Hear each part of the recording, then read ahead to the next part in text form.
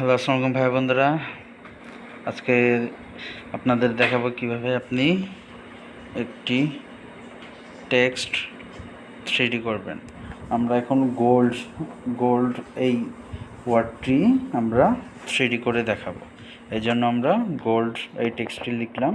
লেখার পরে আমরা এখন এটার সাইজটি বড় করব, যতটুকু লাগে ততটুকুই আমরা দিব। দেওয়ার পরে আমরা ডান দিয়ে দেব।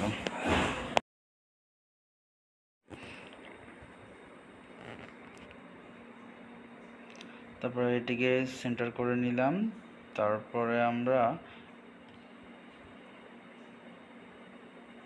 এটিকে যে টেক্সটটি রয়েছে টেক্সটটির ফন্ট আমরা চেঞ্জ করলাম। ফন্টটি চেঞ্জ করার পরে আমরা এখন এটিকে শেপ দিব, 3D শেপ।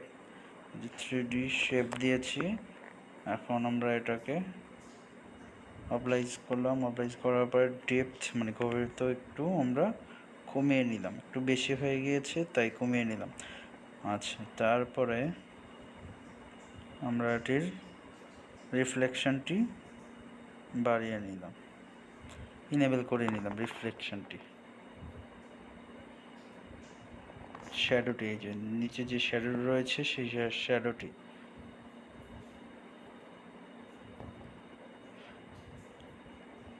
তারপরে ব্যাকগ্রাউন্ড যে শ্যাডো রয়েছে সেটি আমরা ইনেবল করে দিলাম। করে দেওয়ার পরে আমরা আরেকটিতে গেলাম। এভাবে আপনারা অ্যাডজাস্ট করে নেবেন। অ্যাডজাস্ট করে নেওয়ার পরে আমরা এখন টেক্সচার দিব।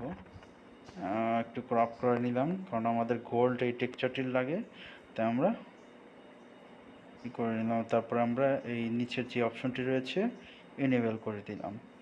দেওয়ার পরে আমরা ওকে দিয়ে দিলাম। ওকে দেওয়ার পরে দেখুন আমাদের যেই 3D গোল্ড এই টেক্সটটি হয়ে গেছে। এখন ব্যাকগ্রাউন্ড আমরা চেঞ্জ করলাম। ব্যাকগ্রাউন্ড আমরা কোনো কিছু দিব না, ট্রান্সপারেন্ট দিব।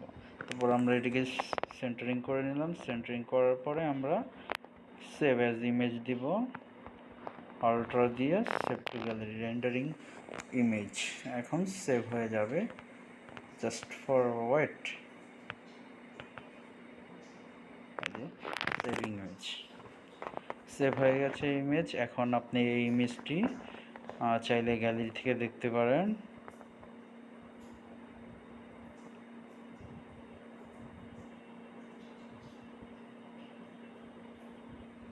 যে আমি আমার গ্যালারিতে গিয়ে দেখাচ্ছি, এই যে দেখুন কি সুন্দর হয়েছে গোল্ড এই টেক্সটটি, দেখতে খুবই অসাধারণ হয়েছে।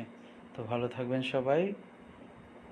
চ্যানেলটি সাবস্ক্রাইব না করলে সাবস্ক্রাইব করে দিন, লাইক করে দিন, কমেন্ট করে দিন, আর বন্ধুদের সাথে শেয়ার করুন। ধন্যবাদ সবাইকে।